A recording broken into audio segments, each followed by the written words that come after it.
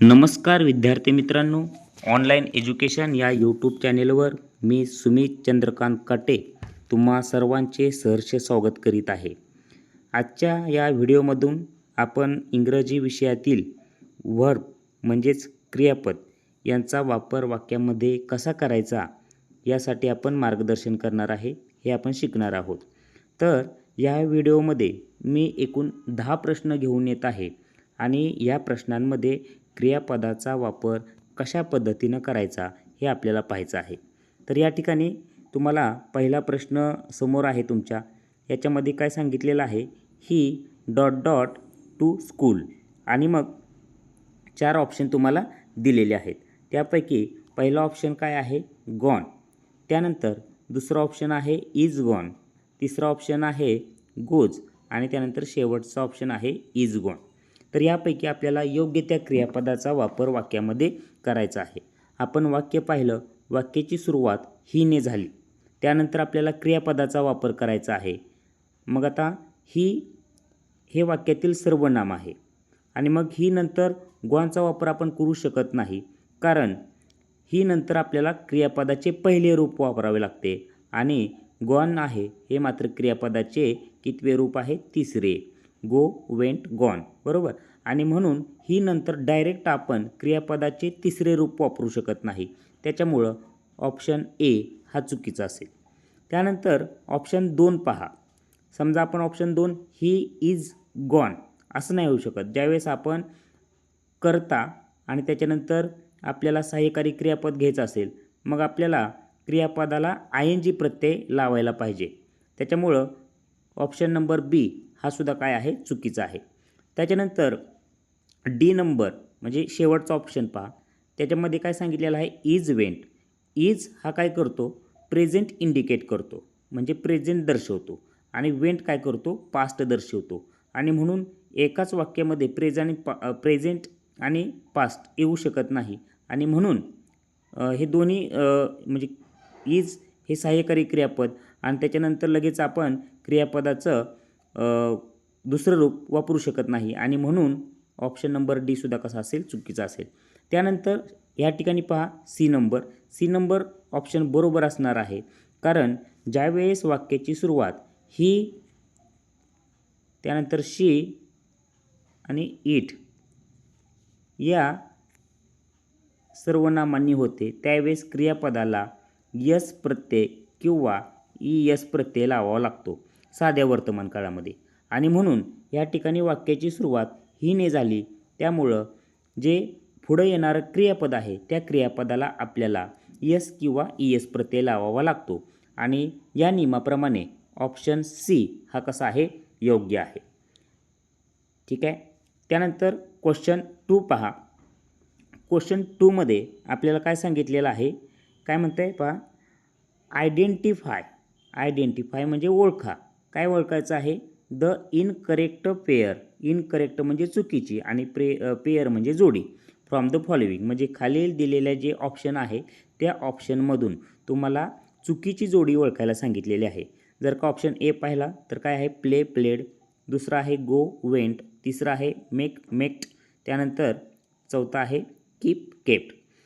आपण क्रियापदाची रूपं पाहिली तर प्ले हे क्रियापदाचं पहिलं रूप आहे V1 आणि प्लेड हे क्रियापदाचं दुसरं रूप या ठिकाणी दिलेलं आहे. तिसरंही रूप प्लेडच असतं. त्यानंतर गो जर का पाहिलं तर इथं सुद्धा क्रियापदाचे पहिले रूप दिलेलं आहे आणि त्याच्या पुढं काय दिलेलं आहे, वेंट दिलेलं आहे म्हणजे हे क्रियापदाचे दुसरे रूप आहे. त्यानंतर ऑप्शन डी शेवटचा पहा, कीप हे काय आहे, क्रियापदाचे पहिले रूप आहे आणि केप्ट हे क्रियापदाचे दुसरे रूप आहे. तिसरेही केप्टच असते. परंतु ऑप्शन सी जर का आपण पाहिला तर या ठिकाणी क्रियापदाचे पहिले रूप आहे, परंतु मेकचा पास्ट फॉर्म तयार करताना आपल्याला काय करावं लागतं, मेड लिहावं लागतं, MEDE मेड. परंतु असं न करता या ठिकाणी मेकलाच काय केलेलं आहे, ED प्रत्यय लावलेला आहे आणि म्हणून इनकरेक्ट पेअर कोणते आहे तर आपण सांगू शकतो सी म्हणजे मेक्ड हे जी जोडी आहे ती कशी आहे, चुकीची जोडी आहे. त्यानंतर तिसरा प्रश्न पहा. तिसरा प्रश्न काय आहे, she has dot dot book to me. तर पहा वाक्याच्या सुरुवातीला करता दिलेला आहे, सब्जेक्ट आहे, सब्जेक्ट नंतर हॅवचा वापर केलेला आहे आणि त्यानंतर मात्र आपल्याला या ठिकाणी 4 ऑप्शन दिलेले आहेत. या ऑप्शनमधून आपल्याला योग्य ते ऑप्शन म्हणजे योग्य ते क्रियापदाचा वापर करायचा आहे. ज्यावेळेस पहा अतिशय सोपं आहे हे वाक्य. ज्यावेळेस एखाद्या वाक्याची रचना म्हणजे एखाद्या वाक्यामध्ये हॅव, हॅज आणि हॅड यापैकी हॅव आणि हॅज हे प्रेझेंटमध्ये असतं आणि हॅड हे पास्टमध्ये असतं. वाक्याच्या म्हणजे वाक्याला सुरुवातीला कर्ता असतो आणि कर्त्यानंतर लगेच आपल्याला हॅव, हॅज आणि हॅडचा वापर झाला आणि त्यानंतर आपल्याला क्रियापदाचा वापर करावायचा असेल तर त्यानंतर आपल्याला क्रियापदाचे तिसरे रूप वापरावं लागतं. क्रियापदाचे तिसरे रूप वापरावं लागतो, त्यालाच आपण काय म्हणतो पास्ट पार्टिसिपल. तर पास्ट पार्टिसिपलचा वापर करावा लागतो. आता ऑप्शनमध्ये आपण पाहिलं तर गिव हे काय आहे, क्रियापदाचे दुसरे रूप आहे, बरोबर. टू गिव नाही, गिविंग नाही आणि मग गिवन जे आहे हे क्रियापदाचे तिसरे रूप आहे म्हणजे गिव, गिव, गिवन आणि म्हणून ऑप्शन बी जो आहे तो कसा असणार आहे, करेक्ट असणार आहे. त्यानंतर प्रश्न क्रमांक 4 पहा. प्रश्न क्रमांक 4 मध्ये काय सांगितलेलं आहे, वाक्य काय आहे पहा, is she dot dot in the garden, बरोबर. आता हा क्वेश्चन आहे म्हणजे प्रश्न आहे, प्रश्नचिन्ह पुढे दिलेलं आहे. याचा अर्थ हे कसलं वाक्य आहे, प्रश्नार्थक वाक्य आहे. यालाच आपण व्हर्बल क्वेश्चन किंवा येस नो टाईप क्वेश्चन असं सुद्धा म्हणतो. ज्यावेळेस एखाद्या प्रश्नाची सुरुवात सहाय्यकारी क्रियापदाने होत असते त्यावेळेस त्याला आपण व्हर्बल क्वेश्चन किंवा येस नो टाईप क्वेश्चन म्हणत असतो की त्या प्रश्नाचं उत्तर एकतर होय या स्वरूपात असेल किंवा नाही या स्वरूपामध्ये असेल. तर पहा is she dot dot in the garden. मग आता ऑप्शन दिलेले आहेत वर्किंग, वर्क्स, वर्कड, वर्क त्यानंतर वर्क. तर असे एकूण 4 ऑप्शन दिलेले आहेत. तर आपण काय करतो की ह्या ठिकाणी शीचा वापर केलेला आहे आणि शी नंतर आपल्याला लगेच काय करायचं आहे, क्रियापदाचा वापर करायचा आहे. हे आपल्या डोळ्यासमोर येतं आणि लगेच आपल्या नियमानुसार आपण काय करतो, वाक्याची सुरुवात जर ही, शी आणि इटने झाली असेल तर क्रियापदाला एस किंवा ई एस प्रत्यय लागतो. हा नियम आपला पाठ असतो आणि लगेच आपण काय करतो, वर्स लिहून टाकतो. परंतु असं न करता वाक्याची सुरुवात कशाने झालेली आहे, म्हणजे शीने वाक्याची सुरुवात झालेली नाही. वाक्याची सुरुवात हे सहाय्यकारी क्रियापदाने झालेली आहे आणि म्हणून आपण या ठिकाणी वर्सचा वापर करू शकत नाही. मग काय करायचं आहे, इज शी, समजा आपण असं केलं she is dot dot in the garden, तर आपल्याला काय करावं लागेल, मग सुरुवातीला शी आहे, बरोबर. त्याच्यानंतर मग परत सहाय्यकारी क्रियापद आहे. मग आपल्याला स्ट्रक्चर आठवलं पाहिजे कुठलं, S plus am oblique is oblique are plus V plus I N G plus O. तर या स्ट्रक्चरचा आपल्याला वापर करावा लागेल. मग या स्ट्रक्चरनुसार आपल्याला काय करावं लागेल, क्रियापदाला आय एन जी प्रत्यय कोणत्या ठिकाणी आहे ते आपल्याला पाहावं लागेल. मग आपल्याला या ठिकाणी ऑप्शन एमध्ये क्रियापदाला आय एन जी प्रत्यय दिसत आहे, इतर ठिकाणी नाही. या ठिकाणी एस प्रत्यय लावलेला आहे, चुकीचं आहे. त्यानंतर वर्कड येऊ शकत नाही कारण या ठिकाणी प्रेझेंट आहे, इज हे प्रेझेंट आहे आणि त्याच्यानंतर लगेच क्रियापदाचं तिसरं रूप येऊ शकत नाही, वर्क येऊ शकत नाही आणि म्हणून ऑप्शन क्रमांक ए जो आहे तो कसा आहे, योग्य आहे. त्यानंतर क्वेश्चन 5 आपण पाहूया. अतिशय सोपा प्रश्न आहे. प्रश्न काय आहे पहा, मे आय डॉट डॉट इन, बरोबर. आता ऑप्शन दिलेले आहेत कमिंग, कम्स, केम आणि कम. आता पहा मे हा काय करतो, प्रेझेंट इंडिकेट करतो आणि म्हणून केम येऊ शकत नाही, बरोबर. आणि आय नंतर आपण कमचा वापर नाही करू शकत, ई एस प्रत्यय नाही येणार म्हणून हे पण कट. त्याच्यानंतर कमिंगचा वापर करू शकत नाही कारण आय नंतर जर का आपल्याला आपण सहाय्यकारी क्रियापदाचा म्हणजे ॲम, इज, आर, वॉज, वेअरचा वापर केला असेल तर मग कमिंग हे वापरलं असतं, परंतु ते पण नाही वापरू शकत. मग आता राहिलं कुठलं, कम. आपण म्हणताना सुद्धा काय म्हणतो बा, मे आय कम इन असं म्हणत असतो, मे आय कम इन आणि म्हणून ऑप्शन डी म्हणजे शेवटचा ऑप्शन कसा आहे, योग्य आहे. त्यानंतर क्वेश्चन 6 पहा. काय आहे प्रश्न, he usually dot dot his homework in his class असं वाक्य आहे आणि ऑप्शन दिलेले आहे डू, डज, डीड आणि कम. तर असे एकूण 4 ऑप्शन दिलेले आहेत. 4 पैकी आपल्याला योग्य तो ऑप्शन या ठिकाणी लिहायचा, योग्य त्या क्रियापदाचा वापर करायचा आहे. आता पहा इथं ही आहे, त्याच्यानंतर युजली हा शब्द वापरलेला आहे. ही वाक्याचा काय झाला, कर्ता झाला म्हणजे सब्जेक्ट झाला. त्याच्यानंतर आपल्याला काय करायचं आहे, त्यानंतर युजली आहे.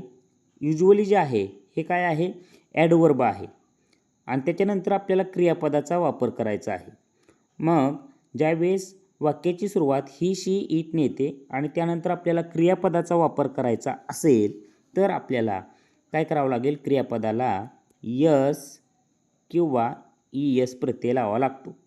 आता आपल्याला ही नंतर युजली हे काही क्रियापद नाही, हे ॲडवर्ब आहे आणि म्हणून आपल्याला काय करायचं आहे, क्रियापदाचा वापर करत असताना ज्या क्रियापदाला यस किंवा ईएस प्रत्यय लावलेला आहे असंच क्रियापद आपल्याला शोधायचं आहे. आणि म्हणून डू येऊ शकत नाही, त्यानंतर डीड येऊ शकत नाही, त्यानंतर कम येऊ शकत नाही आणि म्हणून आपलं जे अचूक उत्तर असणार आहे ते काय आहे, डज असणार आहे. ठीक आहे. त्यानंतर क्वेश्चन नंबर 7. क्वेश्चन काय आहे पहा, I dot dot to see your teacher day. I to see म्हणजे पाहणे, युअर म्हणजे तुमचा, टीचर डे म्हणजे शिक्षक दिन. म्हणजे पहा आता ह्या ठिकाणी प्रत्येक ठिकाणी विश आहे, विश म्हणजे इच्छा. मग आपण काय म्हणतो, आय विश माझी इच्छा आहे काय, टू सी पाहण्याची, युअर टीचर डे, बरोबर. आणि मग आय विश म्हणजे माझी इच्छा आणि म्हणून या ठिकाणी पर्याय क्रमांक 2 म्हणजेच बी काय आहे, विश. विश हे कसं असणार आहे, बरोबर आहे. आय एम विशिंग येऊ शकत नाही, विल बी विशिंग येऊ शकत नाही, त्यानंतर विल हॅव विश्ड हे पण येऊ शकत नाही आणि म्हणून अचूक पर्याय कसा असणार आहे, wish. I wish to see your teacher day. Question number 8 आपण पाहूया. क्वेश्चन नंबर 8 काय आहे, all students dot dot hard every day. मग आता ऑप्शन दिलेत, study, studies, are study, have study. All student सर्व विद्यार्थी, dot dot hard every day म्हणजे खूप मेहनत करतात अभ्यासासाठी ऑल स्टुडंट्स, बरोबर. मग याच्यामध्ये आता काय करायचं आहे, ऑप्शन आपण कट पर्याय वापरू. आर स्टडी असं येऊ शकत नाही. समजा जर का ह्या ठिकाणी सहाय्यकारी क्रियापदाचा वापर झालेला असेल आणि त्यानंतर क्रियापद येत असेल तर त्या क्रियापदाला आय एन जी प्रत्यय लागतो, त्याच्यामुळं सी हे कट होईल. त्यानंतर ह्या ठिकाणी पहा हॅवचा वापर करून त्याच्यानंतर लगेच इथं क्रियापद घेण्यात आलेलं आहे. ज्यावेळेस वाक्याचा कर्ता लिहून झाला आणि त्यानंतर हॅव, हॅज आणि हॅड याचा वापर करून आपल्याला क्रियापद लिहायचं असेल तर त्यावेळेस आपल्याला क्रियापदाचे तिसरे रूप घ्यावे लागते, परंतु या ठिकाणी क्रियापदाचे इथं पहिले रूप आहे आणि म्हणून ऑप्शन डी सुद्धा कसा आहे, चुकीचा आहे. त्याच्यानंतर स्टडीज, बरोबर आहे, स्टडीज. आता हे स्टडीज कधी वापरायचं, वाक्याची सुरुवात ही, शी आणि इटने झाली असेल तर इथं आपण स्टडीज वापरलं असतं, परंतु हे सुद्धा कसं आहे, चुकीचं आहे. आणि मग राहिलं काय, study. All students study hard every day म्हणजे सर्व विद्यार्थी दररोज खूप मेहनतीनं अभ्यास करतात, खूप अभ्यास करतात असं त्याचा अर्थ आहे आणि म्हणून ऑप्शन ए जो आहे तो कसा आहे, बरोबर आहे.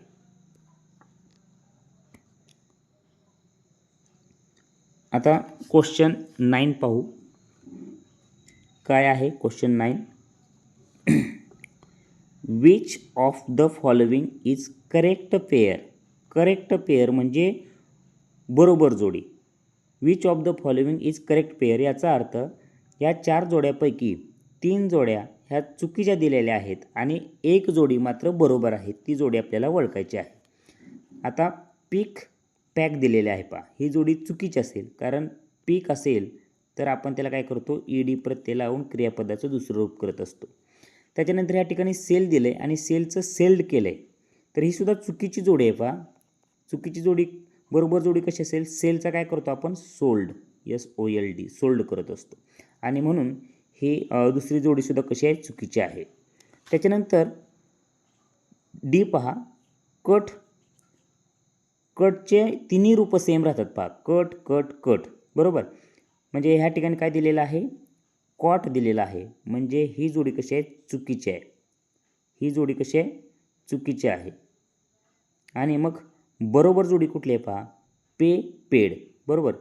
पे पेड पेड ही जोडी कशी आहे, बरोबर आहे. पे पेड पेड. आणि म्हणून क्वेश्चन 9 मध्ये ऑप्शन सी जो आहे तो कसा असणार आहे, अचूक असणार आहे.